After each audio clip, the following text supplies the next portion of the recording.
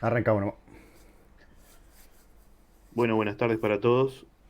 La idea en la presentación es analizar un poquito eh, factores relacionados con el traslado intrahospitalario de los pacientes críticos, algo muy frecuente, de repente poco estudiado en series formales, digamos,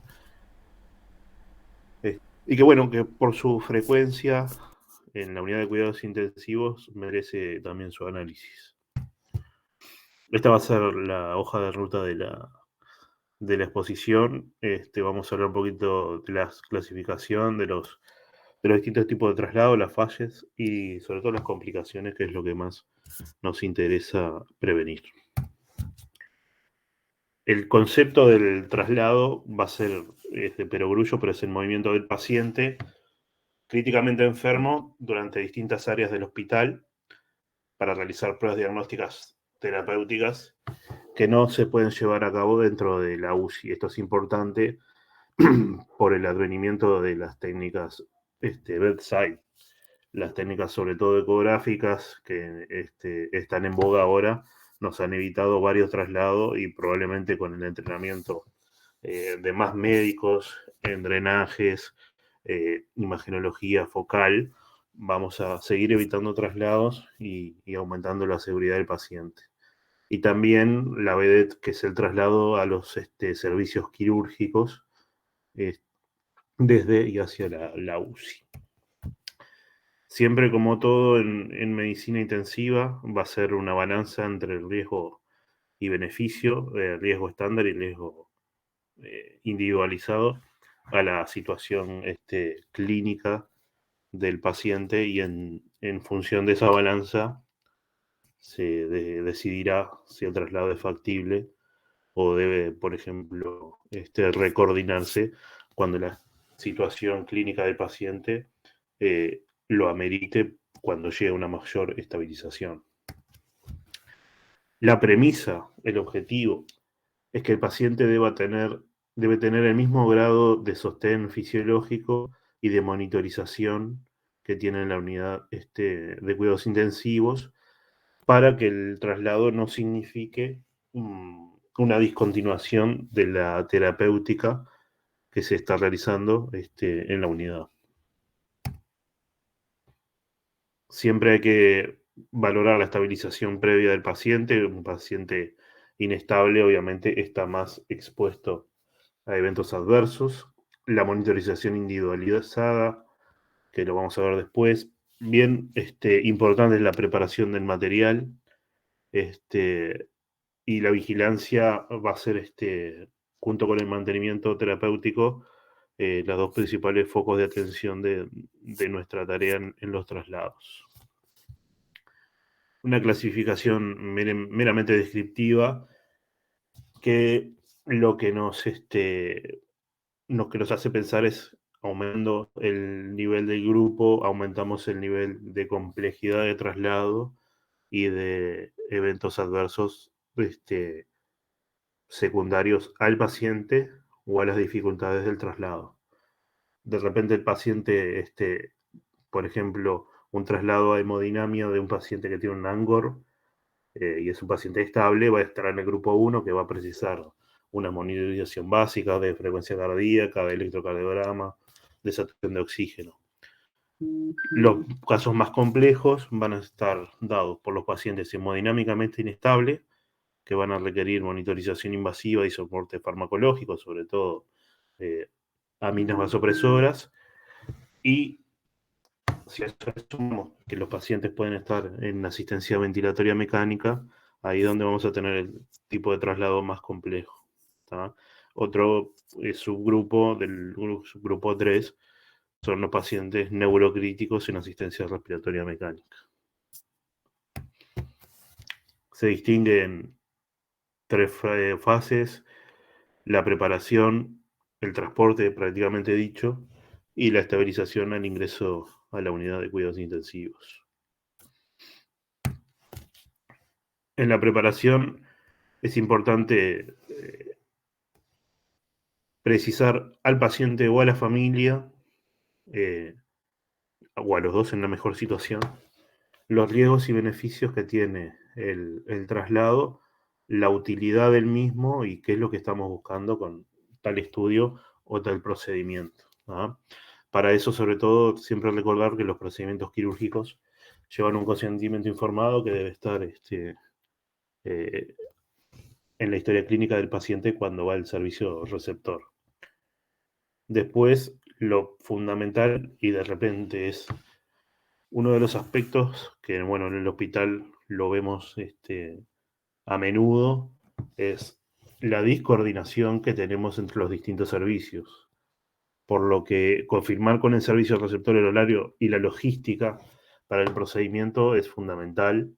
Ya lo hemos vivido en tomógrafo, en bloc, pero sobre todo cuando dependemos de que la continuidad asistencial la hacía otro colega, por ejemplo, el anestesista, debemos siempre, eh, todo el equipo médico, enfermería, tener confirmado de que el paciente está en condiciones de ser recibido por el servicio al que nosotros lo trasladamos. Sobre todo pasa mucho con el tomógrafo para evitar demoras y todas las complicaciones de la demora que tiene, que la hemos vivido todos. Siempre hay que tener en cuenta el nivel de analgesia, la sedación y la relajación necesaria, lo cual no significa sobresedar al paciente, simplemente valorar en cada paciente individual si es necesario continuar una sedanalgesia continua o de repente con la sedanalgesia que tenía en la unidad y con bolos en el traslado lo podemos manejar sin tener mayores inconvenientes. Y siempre tenemos que determinar nuestro personal y sus funciones. Eso obviamente va a depender de cada hospital.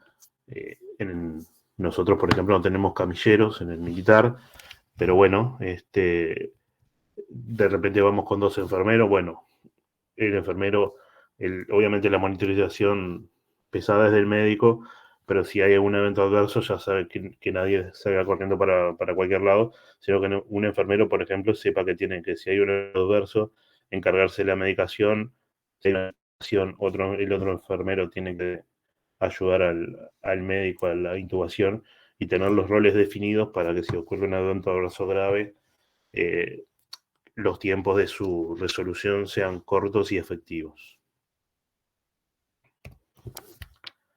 En cuanto a la preparación, varios son los ítems que tenemos que recordar y ahí están más o menos resumidos.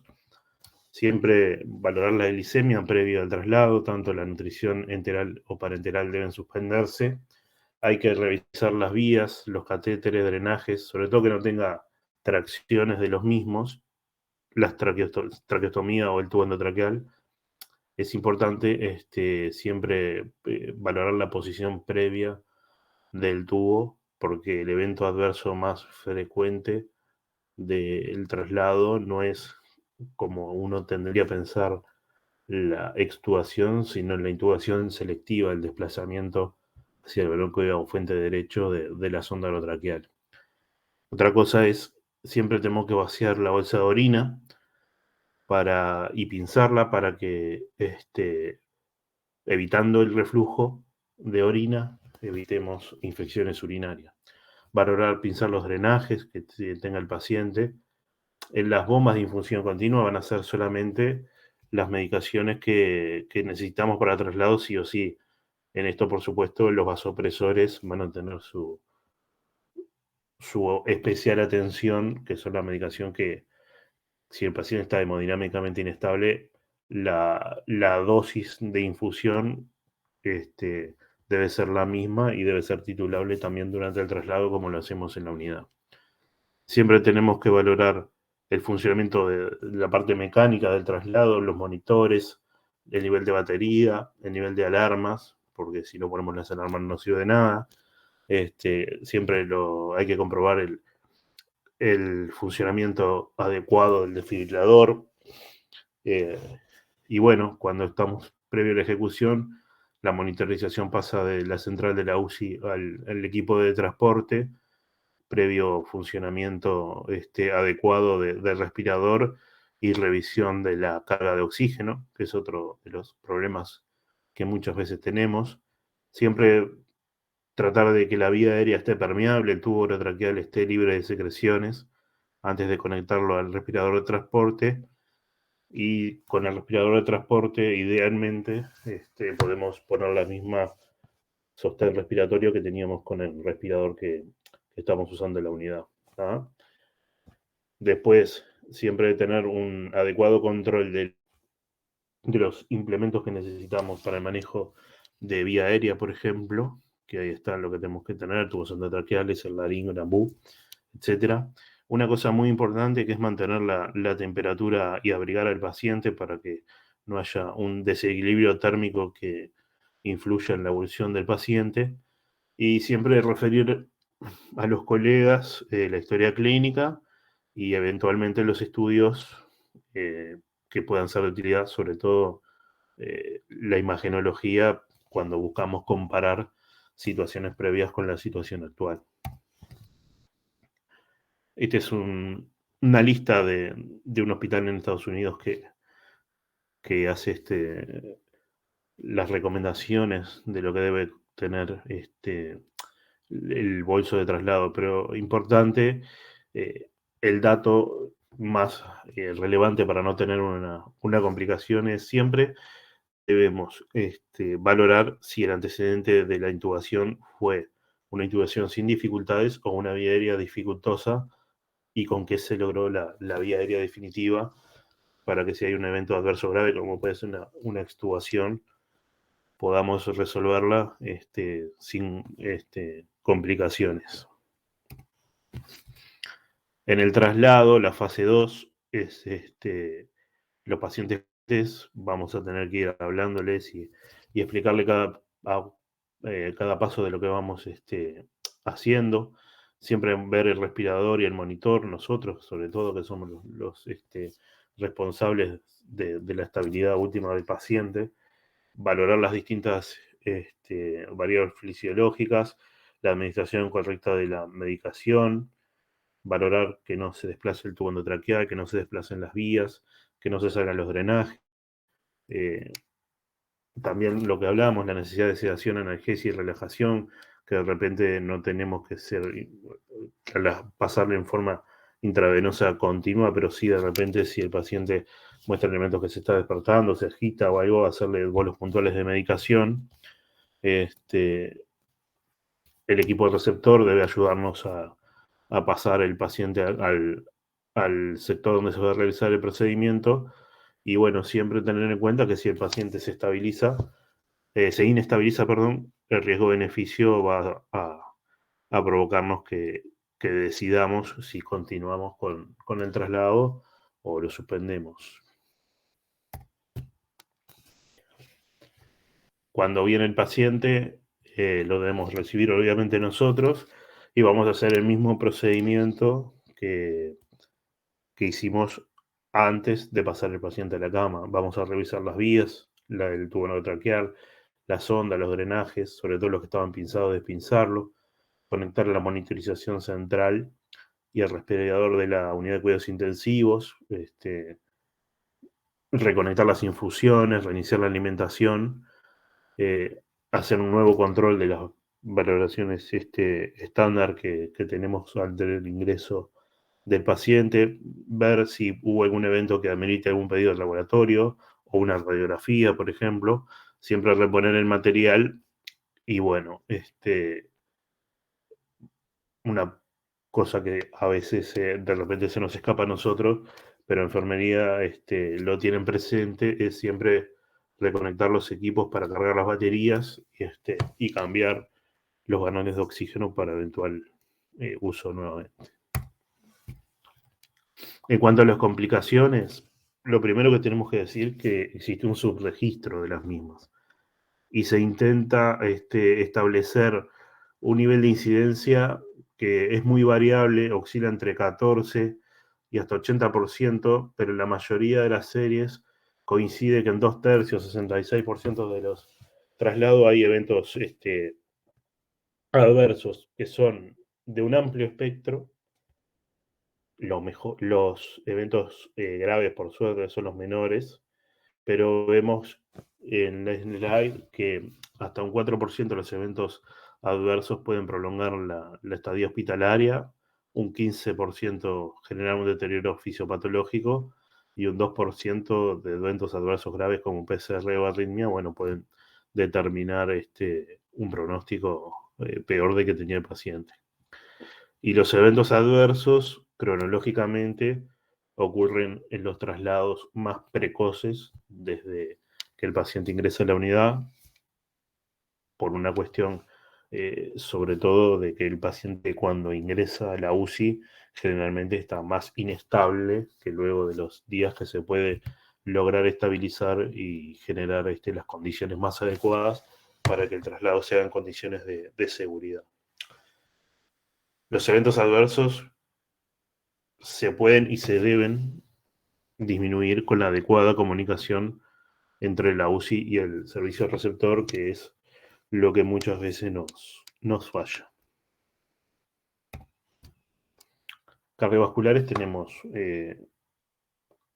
los más frecuentes como inestabilidad hemodinámica por discontinuación o, por ejemplo, si usamos una bomba de disfunción continua, un día de la flow, distintas dosis, arritmias, que la mayoría no son arritmias ventriculares graves, por suerte, son eventos frecuentes, y el fallo de monitorización que va a ir por la parte instrumental del traslado va a implicar que no sepamos en ese momento qué está pasando con la función cardiovascular de ese paciente.